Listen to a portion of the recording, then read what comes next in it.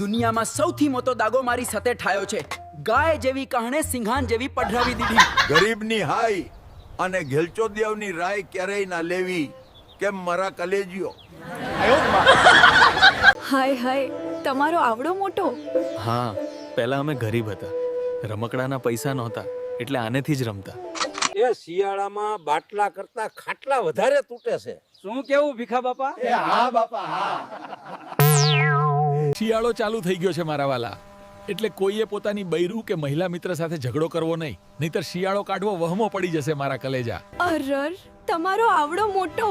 પહેલા અમે ગરીબ હતા, રમકડાના પૈસા નહોતા, એટલે આનેથી જ રમતા.